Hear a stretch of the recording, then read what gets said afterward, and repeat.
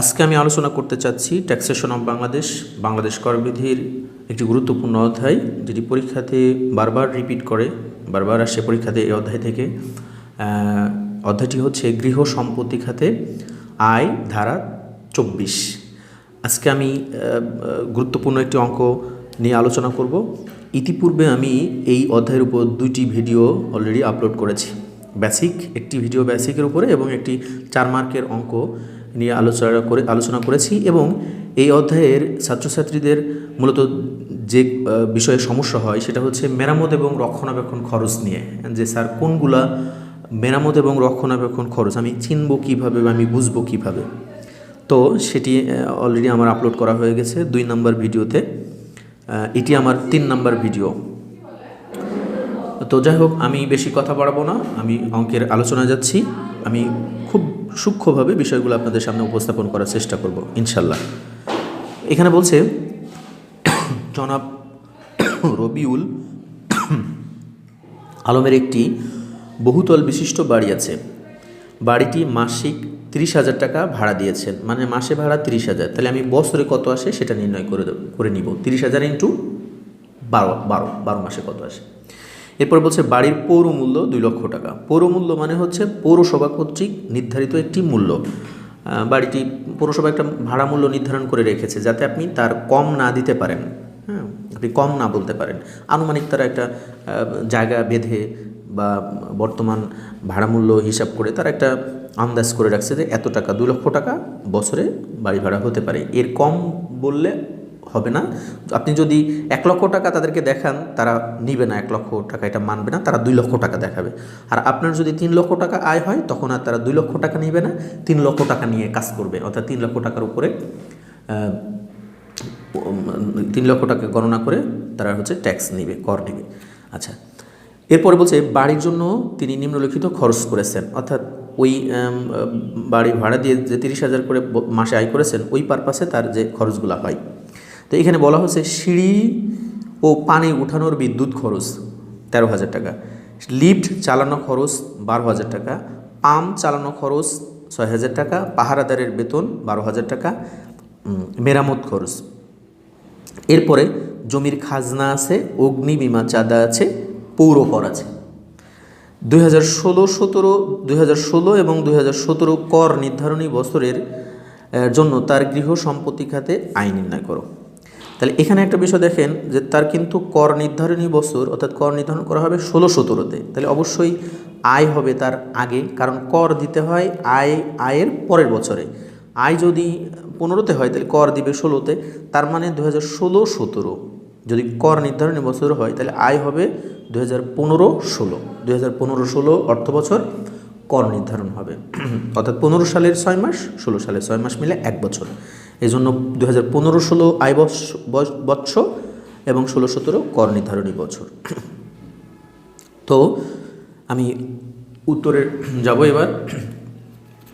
তো এখানে আমি প্রথমে লিখে নিলাম যে করদাতা জনাব রবিউল আলম, আয় বর্ষ হচ্ছে 2015-16 এবং দেখেন 15-16 দেখানো হয়েছে।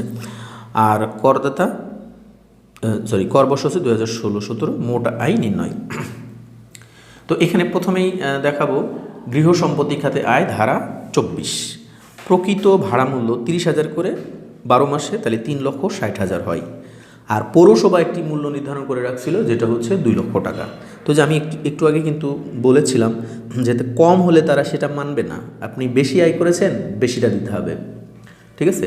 তো তারা মূল্য নির্ধারণ করে রাখছে 2 লাখ, কিন্তু আপনি আয় করেছেন 3,60,000।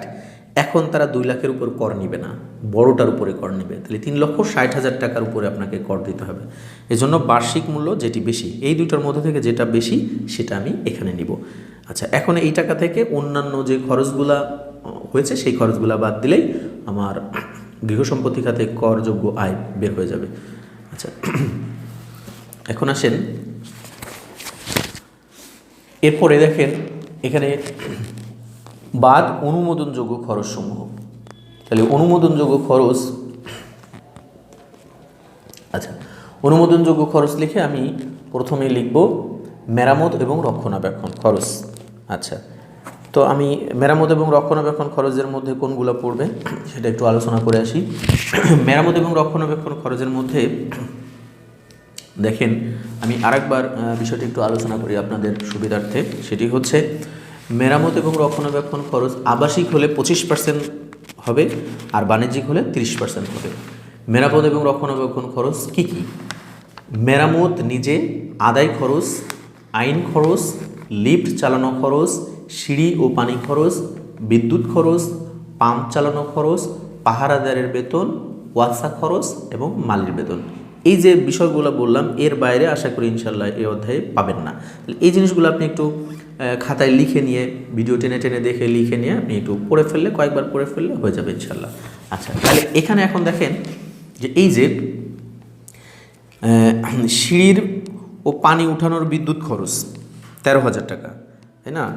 এরপরে হচ্ছে এই যে 13,000 টাকা, এরপরে লিফট চালানো খরচ 12,000 টাকা, এরপরে পাম্প চালানো খরচ 6,000 টাকা, পাহারাদারের বেতন হচ্ছে 12,000 টাকা, মেরামত খরচ হচ্ছে 50,000 টাকা। ঠিক আছে, এই যে এই কয়টা খরচ, এইগুলা, এই যে এই ইনফরমেশনগুলো 1, 2, 3, 4, 5, এইগুলো আর অঙ্কে আমি নিব না। অঙ্কে এই টাকাগুলো একটাও আমি অঙ্কে দেখাবো না, কারণ এগুলা মেরামত এবং রক্ষণাবেক্ষণের মধ্যে পড়ে যায়। আরেকটা বিষয় বলে রাখি, এটা হচ্ছে আবাসিক উদ্দেশ্যে, কারণ এখানে কিছু বলা নাই। বাণিজ্যিক এটা বলা নাই। এছাড়া হচ্ছে ব্যাংক বা অন্য কোনো বাণিজ্যিক প্রতিষ্ঠানের নিকট বাড়িটি ভাড়া দেওয়া নাই, এই কথা বলা নাই, যার কারণে এটা আমরা মনে করব বাণিজ্যিক। আর আমরা জানি বাণিজ্যিক হলে 25% মেরামত এবং রক্ষণাবেক্ষণ খরচ ধরতে হয়। আর ওই 25%-এর মধ্যেই এই টাকাগুলো আছে, যার কারণে এইগুলো আর রিপিট করা হবে না। এইগুলা বাদে আমি অঙ্কে দেখাবো জমির খাজনা। জমির খাজনা দিব, কারণ এটা তো আর মেরামত রক্ষণাবেক্ষণের মধ্যে পড়তেছে না। অগ্নিবীমা চাঁদা দিব, অগ্নিবীমা চাঁদা দিব, তারপরে হচ্ছে পৌর কর দিব 15,000। এই 3টা ইনফরমেশন আমি দেখাবো, এবং মেরামত ও রক্ষণাবেক্ষণ খরচ দেখাবো 50%। এই 4টা খরচ আমি দেখাবো, এটা আমার অনুমোদন আছে আর কি। আচ্ছা, আমরা দেখি অঙ্কে। এই যে দেখেন, অঙ্কে মেরামত এবং রক্ষণাবেক্ষণ খরচ এই যে 90,000। প্রশ্ন হচ্ছে স্যার 90,000 কোথা থেকে আসছে? এটা হচ্ছে 25%। হ্যাঁ, 25% হচ্ছে আপনার বার্ষিক যে আয় হয়েছে। বার্ষিক আয় হচ্ছে দেখেন এই যে 3,60,000 টাকা। এই টাকাটার উপরে আপনি যদি 25% করেন তাহলে আপনার 90,000 টাকা আসবে। তো এখানে আপনি 3,60,000 উপর 25% করলে 90,000 পাবেন।